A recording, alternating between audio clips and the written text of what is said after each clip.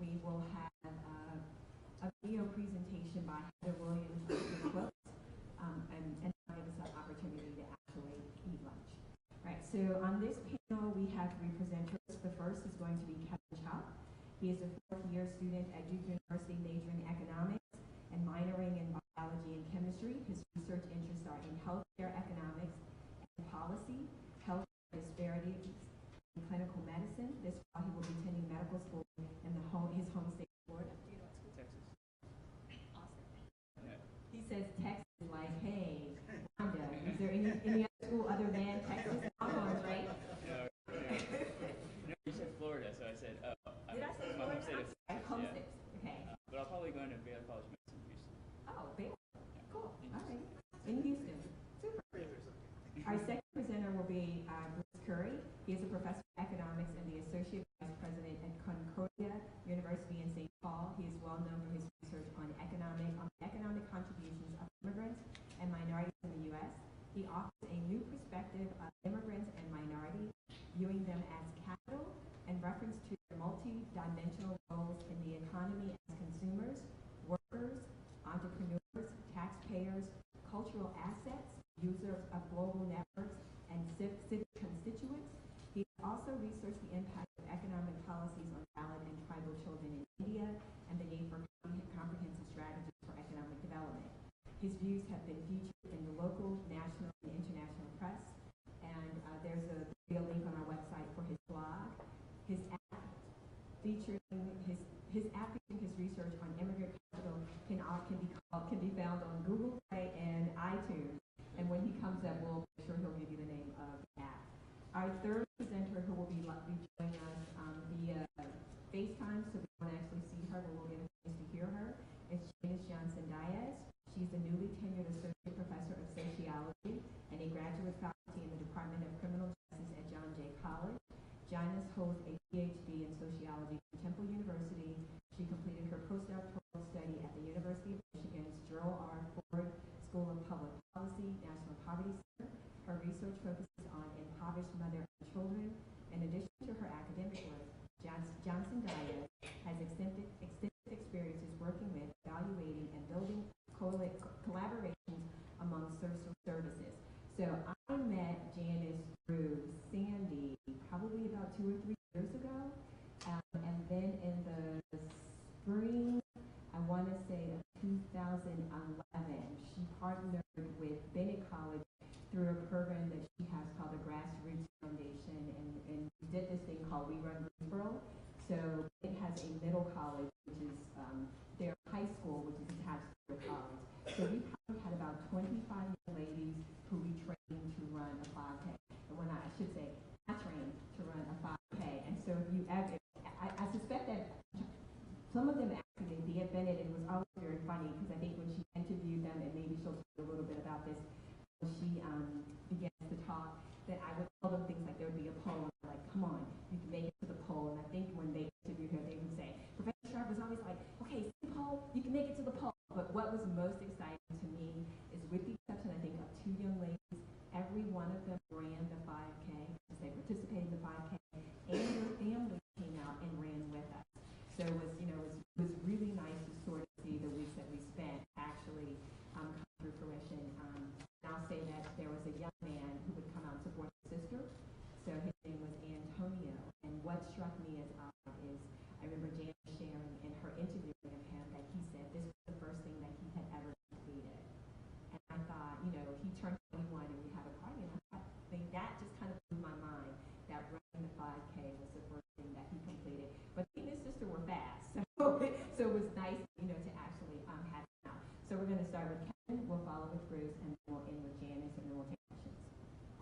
Is this on? Yes. Good. Well, good morning. All right. My name is Kevin. I'm a fourth-year undergraduate student at Duke, majoring in economics. Very excited to be here, and I just want to thank Dr. Garrity and Dr. Sharp for organizing the Global Inequality class for the Duke students and encouraging us to pursue topics that we're interested in and allowing us to speak at the conference this weekend. So as a pre-medical student, much of my interests are naturally lie in health economics and disparities, which is the topic of my presentation today. My myself, Trinity Childers, who is a PhD candidate in sociology, and Courtney Kedra, the fourth-year undergraduate student, conducted an empirical study on caste, religion, and health in India. And what we were interested in looking at was the influence that caste and religion have on various health outcomes, or the outcomes among different caste and religions in India. And so today I'll be sharing with you some of our results. First, I'll give a brief context to our research, and we'll get to some of the results, and then lastly, I'll outline some of the possible explanations and implications of what we see in our data. So it's widely established in the literature in the US that there's a social gradient in health, and what I mean by social gradient is simply that health is not determined solely by genetics or behaviors, but also very much a product of one's socioeconomic status. And so the gradient refers to the fact that higher socioeconomic status results in better health, at least until we get to the very, very highest SES levels, which by then the effect seems to taper off. And so the gradient that we see could be due to a wide variety of mechanisms, include access to care, a person's environment, education, and healthy behaviors, etc. And we're still in the process of kind of elucidating some of these mechanisms, but nonetheless, the gradient exists. And so you may wonder, how do we know that health isn't the determinant of SES? That is, how do we know that the causal relationship isn't flipped? For example, an argument could be made that someone with worse health will have a negative effect on SES because they may be less productive in their workforce or less likely to be hired, etc. So there's a distinction here between social causation and social drift. Social causation states that SES determines health, whereas social drift states that health determines SES. The empirical work seems to support social causation with some exceptions, and mainly when we're talking about some of the more serious psychological disorders such as schizophrenia. And that kind of makes intuitive sense because those disorders are more likely to have a lifetime effect on one's ability to attain an education or earn wages. And so the social gradient in health does not necessarily apply across all diseases either. So melanoma, for example, is often associated with people of higher SES because probably due to the effects of recreational tanning. Lung cancer is associated more strongly with individuals with lower SES because smoking prevalence is greater at those levels. Chronic illnesses such as cardiovascular disease, diabetes, and high blood pressure appear to follow the normal gradient where we see higher incidence at lower levels. Now, we don't know if the health gradient extends to non-industrialized countries, and that's kind of a big question that our group wanted to explore. Much of what we know stems from data on Western industrialized countries, and there's very little work done on developing countries. And it's not conclusive as to whether or not there exists a gradient in these countries. For example, one study showed that among Nigerian civil servants, those of higher SES and rank actually had higher rates of cardiovascular disease, which is the opposite of what we find, what we usually expect. Also, among certain populations, socioeconomic status may not be the only contributor or even the primary determinant to health. Among minorities, personal experiences of discrimination have been found to be associated with greater prevalence of hypertension, regardless of one's socioeconomic status. So, if we see a kind of social gradient in health, what kind of frameworks can we use to explain it? One frequently mentioned explanation for racial and ethnic differences is the role of stress. Studies have shown that not only do marginalized groups have more experiences with prejudice and discrimination, but also that these experiences are actually linked to worse physical outcomes, such as cardiovascular health and negative health behaviors, in addition to psychiatric health. A related study investigated the effects of subjective social status versus objective social status. Subjective social status is one's own perception of your own class, while objective status is based more on numerical measures such as income and education. And so what the study found was that subjective social status was more consistently and strongly related to psychological functioning and health-related outcomes than objective social status was. And so this could be a contributor to the health gradient.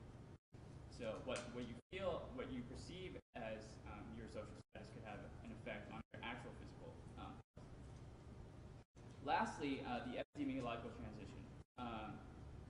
This is where a population sees its chronic diseases increase as infectious diseases dissipate due to rapid development, which results in most of the time medical innovation and improvements in public health. And this would lead to a reverse gradient in which we see a greater prevalence of certain diseases at higher SES levels during this transition period. So let's look at some of health in India. So what we know about India is that health outcomes differ systematically by gender and economic class in rural areas. Lower castes have lower rates of access to doctors and clinics, and individual social groups had an effect on average age of death and self-reported health status. So the existing work seems to suggest that there are disparities in health, and that may in fact even be like discrimination that's contributing to it. With that being said, our particular research question was focused on how do health outcomes vary by social group in India. And so these are the various social groups in India that we looked at, which you are probably familiar with based on Kendall's presentation. And our hypothesis was naturally that we expect higher socioeconomic status to lead to better health. And even among Hindus, higher caste should equal better health as well. So, like Kendall's group, we use the Indian Human Development Survey, which is nationally representative around 40,000 households and across India. But we restricted our sample to approximately 13,000 households, the households that actually provide information on health. And so the health outcomes that we looked at were hypertension, heart disease, diabetes. These are your chronic illnesses, cancer, paralysis, tuberculosis, infectious disease, mental illness, psychological disorders, and STD and AIDS, sexual. And our independent variables we looked at were the social groups, and along with various demographic factors such as your sex, your age, whether you lived in an urban rural area, and your income, which we measured through consumption. And I'll talk about that more in a little bit. So just a breakdown of kind of our sample. We see around 30, I can't really see that, I think 35%, 56% OBC, 19% high caste, and that's the distribution within the various other social groups. So the average age of the sample was around 46, 70% of the sample is married, and there's about an even gender distribution. And so I also want to show that for our sample, caste seem to fall along SES lines. We measured socioeconomic status in two ways, monthly consumption and whether the household fell below the poverty line. So as we can see, there's kind of a steady decrease in average monthly consumption as caste status decreases, and with Brahmins in the highest position and Dalits in the lowest. Now, if we add in the other religious groups, we see that Christians and Sikhs have higher monthly consumptions than either of the other castes, and Muslims fall between OBC and Dalits. So Adivasis are in the lowest position of all the groups. So now the first thing we did was we looked at whether there are differences between social groups in health outcomes. So there were statistically significant differences between social groups for some diseases, but not for others. For hypertension, heart disease, diabetes, paralysis, and tuberculosis, there's a significant social group difference. However, there are no significant differences in cancer, mental illness, and STD AIDS. And so I'm going to show you a little diagram that kind of explores this a little bit further. So this figure shows the top two social groups reporting a given health outcome. So the grayed out boxes indicate the prevalence in the total sample. So, for example, 21% of our sample has hypertension, and then the white boxes indicate the top two groups again. So, for hypertension, 21% of our group had sample had hypertension, and then within that, 44% of Christians had hypertension, 27% of Brahmins had hypertension, and it's a pretty interesting outcome. Now, for diabetes Christians and Sikh Jain seem to have highest incidence of or higher rates of diabetes within their sample as compared to the total sample, and Brahmins and Christians for heart disease, and Dalits and Adivasis for tuberculosis. So it's worth mentioning that the only outcome that we see where the lowest groups have the highest rates of the outcome are in tuberculosis, which is an infectious disease. So what we did next was we introduced 3 regression models that helped us analyze if you were probabilistically more likely to have a certain disease if you belong to a certain caste. So model 1 looked at was regressed social group and the health outcome. Model 2 added in the demographic controls, some of the demographic controls that I mentioned earlier. And then model 3 added health behaviors such as tobacco and tobacco or alcohol use. And so we wanted to see whether or not some of these factors explain the differences, if any, that we see. So now here is a summary of our results in kind of this table form. What we did is we measured everything in relation to a reference group, and so we established the reference group arbitrarily as the Brahmin group. So for high blood pressure, Adivasis were significantly less likely to have high blood pressure than Brahmins, along with obesity, Dalits, and Muslims. And Christians had a very much higher, significantly much more likely to have high blood pressure. These persist even after the demographic controls were added. Lower blood pressure was also associated with being single and poor, while higher blood pressure was associated with being female, urban, older, and having higher consumption. So, for heart disease, almost all groups are less likely to have heart disease than the Brahmin reference group, and heart disease was associated with being older, having higher consumption, and living in an urban area. For diabetes, Dalits and Adivasis were less likely to have diabetes, and being single, female, and poor was associated with lower rates of diabetes, while being older and living in an urban area was associated with higher rates of diabetes. For tuberculosis, this is the only disease where, the high caste was less than the Brahmins, and there was,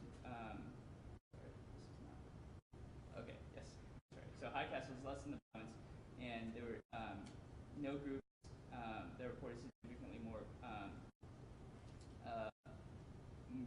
who were more significantly likely to have more higher rates of tuberculosis than Brahmins.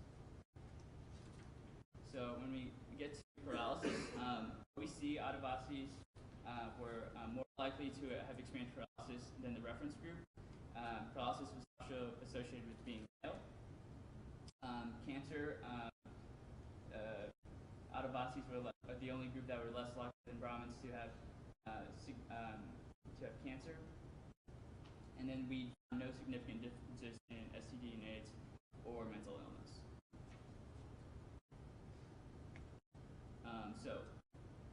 So to summarize some of the trends that we see, higher social positions are associated with fewer reports of paralysis and tuberculosis.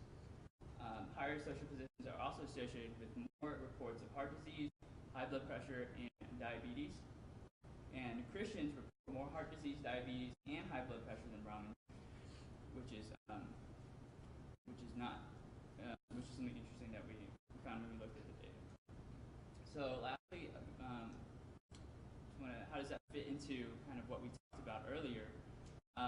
It seems that there is a socioeconomic status health gradient within our sample, but in the opposite direction of what we expect. So, for example, as socioeconomic status increases, there's an increase in the percentage of households that report a diagnosis of hypertension.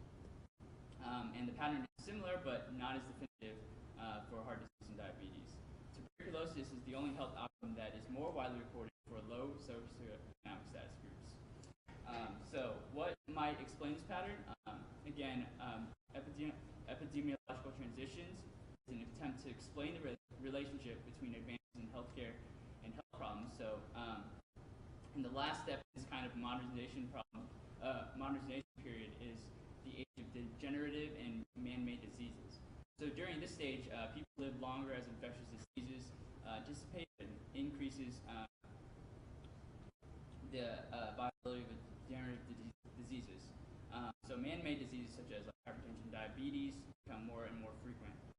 Because we find more degenerative disease among high socioeconomic status groups, it points towards evidence of a potential transition period in India. And lastly, with regards to the other religious groups in health, Christians seem to report more hypertension, heart disease, and diabetes, and that could be explained potentially due to dietary habits, but we're not sure about that yet. And lastly, Muslims seem to have very many similarities with Dalits, and suggest that maybe they are potentially a religious group that has a lower position in Indian society. And that's all I've got.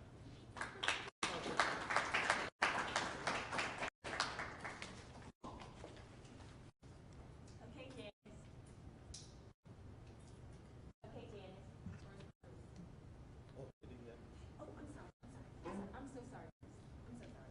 I'm not you. I'm sorry. I'll just go ahead. Hold on.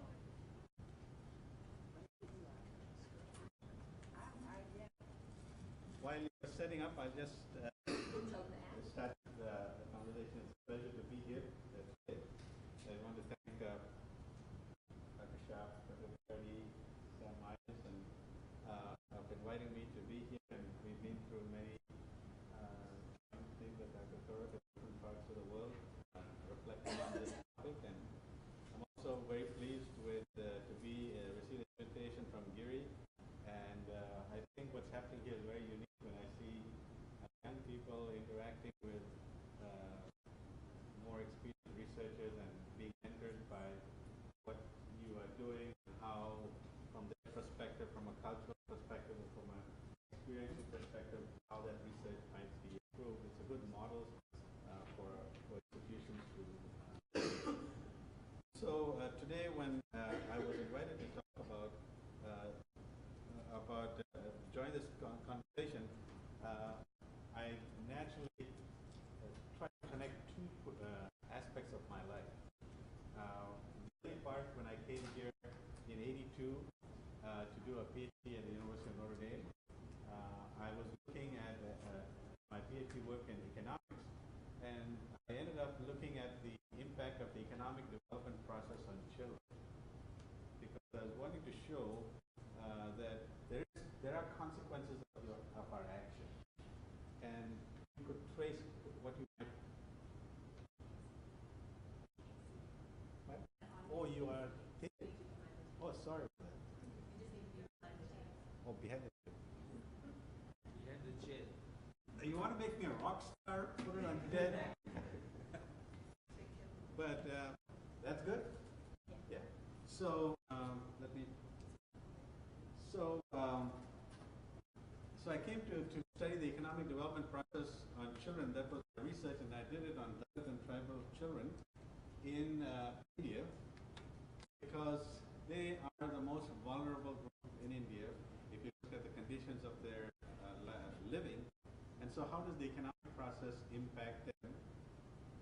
So that was one part of the research. The insight that I came across that research is when you study mapping these processes of impacts, we had to look at economic conditions, we had to look at the physiological conditions, and Kevin, some of your research on you're looking at health and nutrition, sanitation, the physiological, and then you look at the social environment. And that is not only where female literacy may be one indicator, but also you would look at the social, what Paulo Freire called conscientization. How do you politically mobilize people?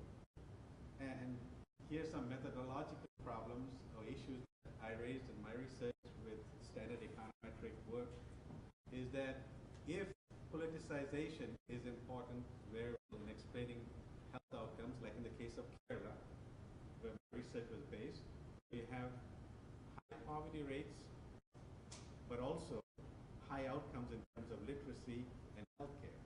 And how do you explain that? Researchers explain that in terms of this political resources and access them well. Now, if that is a significant variable, then in an econometric work, it's captured in the error term if you don't explicitly do it. So your results are messed up and you can't explain it well. And I posed it to one of the premier scholars in this field when I came to the University of Minnesota, and I said that affects the way resources are allocated. If you and I go to the World Bank, they're going to listen to you because you are Mr. Scholar, but you'll end up placing the clinic in the wrong place where it won't be used. So the first insight was policymakers need to focus on all three environments of the child. So in the Kerala case, it's no use for people being highly literate and highly conscientized if there are no resources. They're going to have high unemployment. There's going to lead to frustration, suicide, and massive underemployment. So you have to look at all three environments of the. And the case of Christians that you brought up is not only a lot of that demographic sample is Kerala Christians, and the food is a factor to that, but Christians showing up in other indicators is tied to then religion and schools and Catholic schools and Christian schools that brought the people up, like I'm a product of the Catholic schools in India. That's where my name comes from, Bruce Corey. I meet many Indians and they want to know, did you change your name? Did you become American? No, I'm Indian as Indian. But it's a part of India. The second part of my life was in going to Minnesota, having a professorship at Concordia University, and observing around me that people looked at minorities as deficit. I would read the paper and I would see the stories would be about welfare fraud, of criminal behavior, and I started to say, is that it all? And then looking at the data, we found that's not the case, that the communities are contributing such a tremendous amount that if you, today, I just presented it to the legislature, that if you take the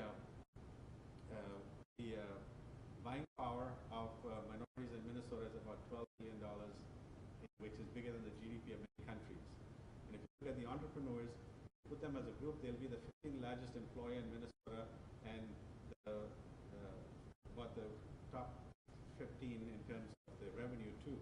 So if you look at them as an asset, and if you look at all the human capital of the workers in the system, you'd have a portfolio of human capital of about $350 billion in terms of lifetime earnings. So what I tried to do in Minnesota was to change perceptions. If you change perceptions, can you change institutions? Can you change policies? Because if people naturally expect deficits, we are not going to have proper solutions. But if you change your perception and look at opportunities, would there be a case? So my experience over the past decade, apart from one governor calling me the smartest man in the state, is only he is the one who listened, and in his speech, he would talk about it. He would say, I admire the entrepreneurial spirit of the Asian community. And when he went to Japan and China, he'd say, look at our community here and how can we connect to them?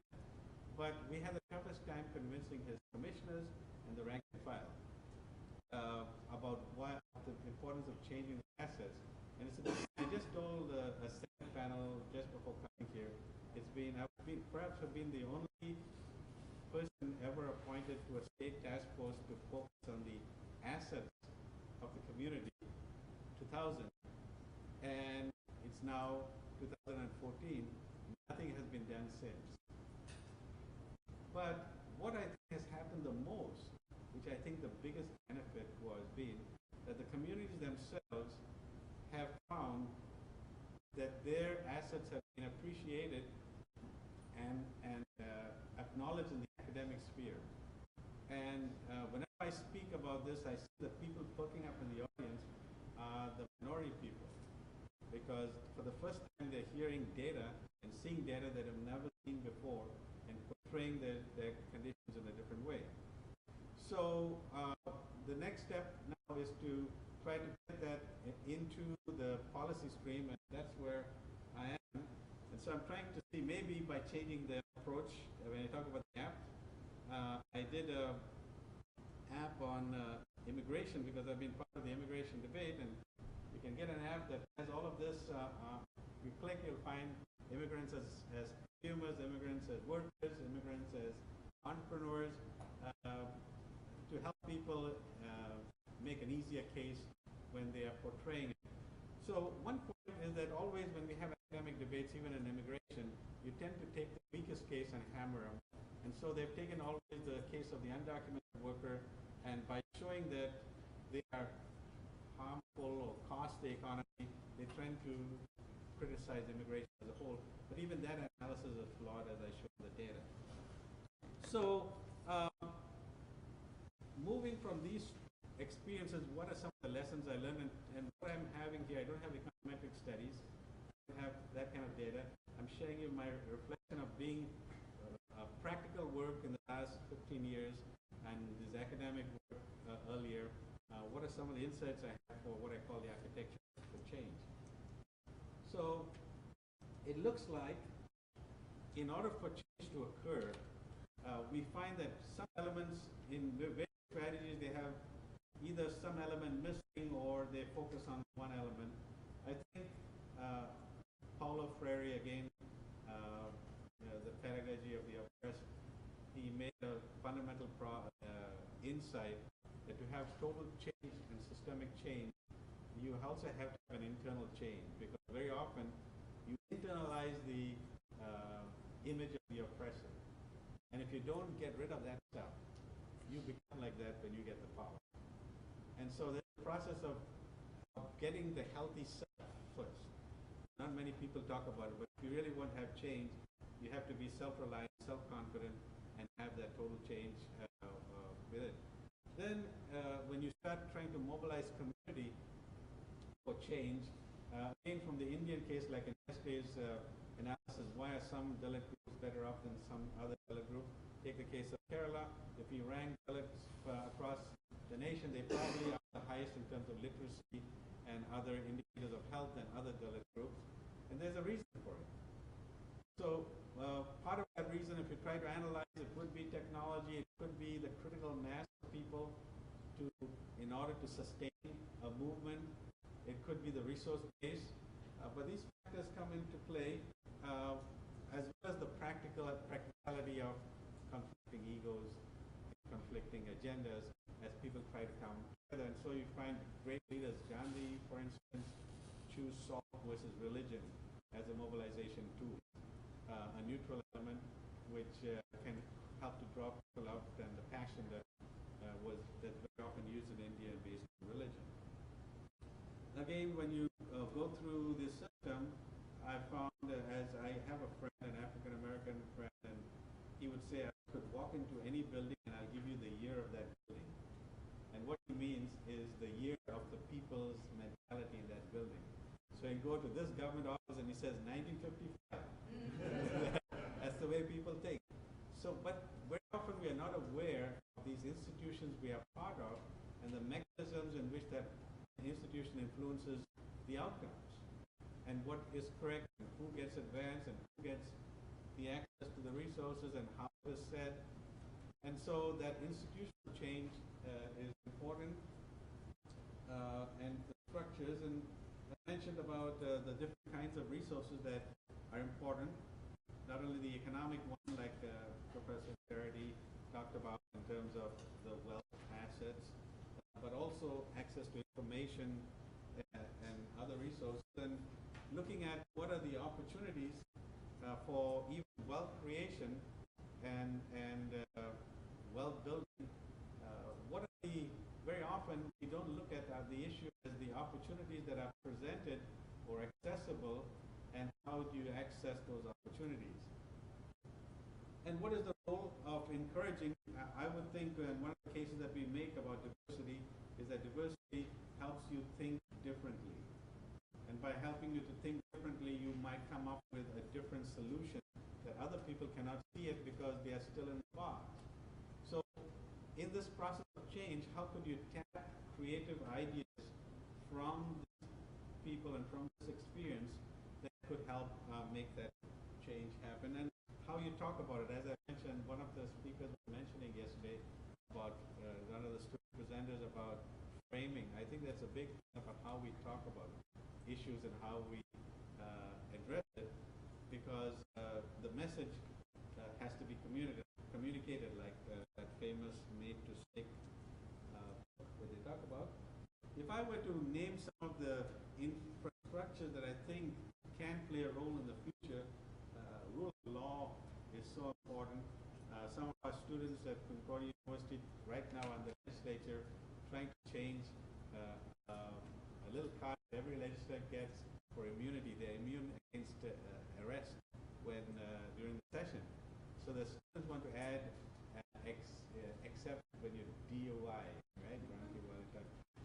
legislators are fighting it because, but some of the deeper reasons we accept it, but it was a privilege. But because some of the legislators are getting worked up, I went before them in one of the committees and said, you know, I got to acknowledge you for what you're doing in a spirit of openness. Because a lot of immigrants come from countries where the rule of law is not acceptable. You go to the judicial system, they're only going to prosecute you. You go to the police, they're only going to hurt you more. And here, when you even are discussing the rule of law and the implications so openly, and even if you're angry, it says something about how you function. And one of the Supreme Court justices once said in a meeting was, the purpose of the law is to protect the individual from the violence of the mob.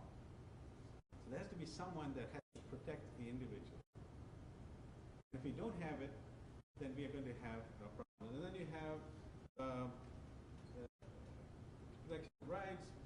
I think to create, sometimes, and this is me, when we go through addressing some of these entrenched areas like construction, where it's tough to break contracts because of established relationships, it's a hard battle.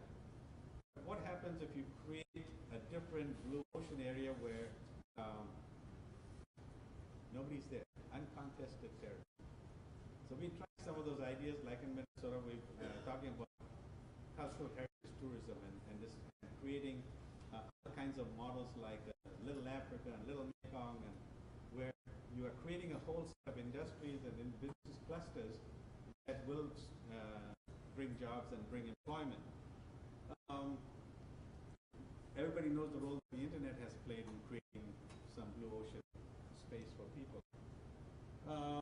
How can we use the technologies of today that can help change it, whether it is the internet and its ability to communicate cheap. I'm talking to a guy who wants to develop a software that will give at your fingertips the way money flows through the system. And it could be used both ways. When you geocode the data, it could be used by the citizen to see where money is going in a legislative session. It could be used by the policymakers to see whether they're serving their districts. But technology can empower and get the message out that might break, like we've seen in the big revolutions that have been happening in Egypt and how Twitter and stuff can mass mobilize and get out of the entrenched power interest where money dominates and where you have to have vast sums of money to win an election. Can you win an election without that? And I think coming close to a time where technology will allow the message to get out to be able to do that. Finally, talking about capacity building, and you know all about and you're doing it here. I can see in Gary, you're building the capacity of future researchers by helping them do research, analyze it, on it, and that's the way that we build up the future. So those are some general thoughts that I had based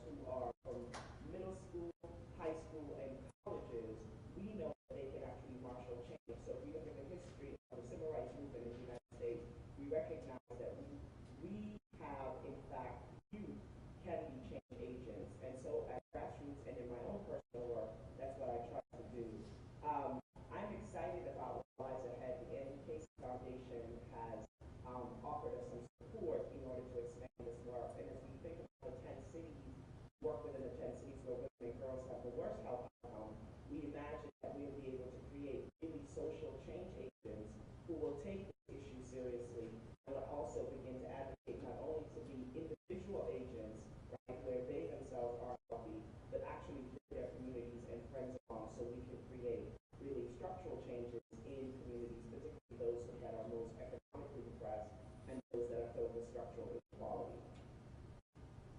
And that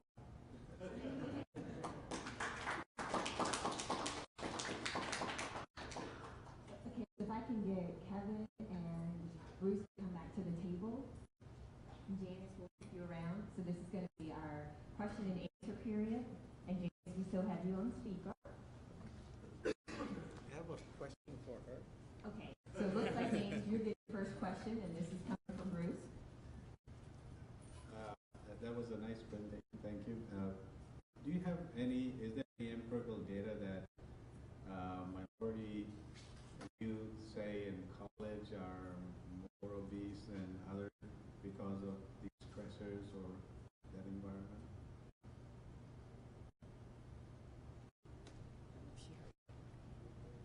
Janice? was that for me? Yes, that's for you. You got the first question. You need him to repeat it? So I think I heard the question. I think the question is, do I have any data about the obesity rates of girls in colleges? Yeah. Yes. Is that the question? Yes. Are they more obese or less obese? Well, there's variations in it. So young people are particularly obese, especially those in college in the United States. Spelman College, for example, has launched a new initiative really focused on young black girls in college and their obesity status. In large part because we recognize that what is happening in communities gets extended in the college environment. So if we were to look at overweight and obesity rates in HBCUs, much of the evidence is currently tangential and anecdotal, right? So in conversations, people will note that girls at HBCUs are particularly overweight and obese because they are black girls and coming from largely predominantly black communities. So we might expect to find the same thing in colleges that we see at the neighborhood level because it's the same people. College kids, we know, in the United States, we laugh a lot about freshman 15. So there may be something else that happens at the college level for black girls. Then you could see, one could imagine that we might see the same increase, an additional 15 pounds, or the reverse, because the spaces might be different, a loss of 15 pounds. So we haven't systematically collected those data, but I do think that at the different college levels, at North Carolina Central, I know they're collecting these data. At Spelman, they've collected these data, but I know that, for example, at Senate, they don't have those data. So I think it is right for our research study for someone who's in the room and interested in doing that, because it is an important thing to know. Next question.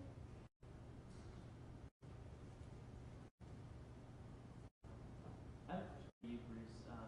Something I was really fascinated about in your presentation was you mentioned a lot of political mobilization. I guess you already answered this a little bit when you're talking about things like Twitter and how it leads like revolutions and things like that.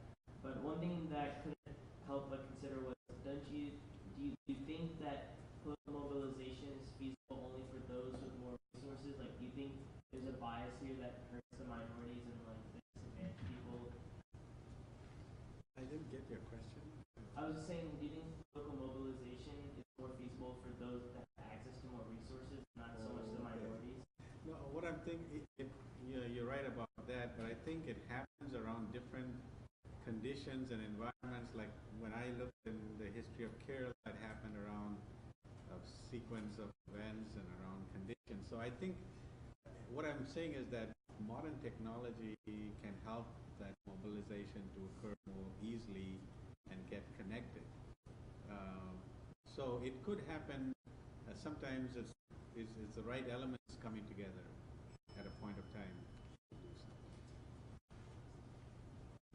Any more questions, or are we standing between you and lunch? Yeah, yeah. Okay. Oh, wait. Janice, hi, how are you doing? When are you coming back to Greensboro? I'm not saying that, I'm saying Greensboro, only because I now have a UNCF LMA student who is looking at the issue of overweight, or prevalence of overweight and obesity among African American college students. Her story that she tells everyone was that she was diagnosed with quote unquote pre-diabetes when she was in high school, and she lost about 70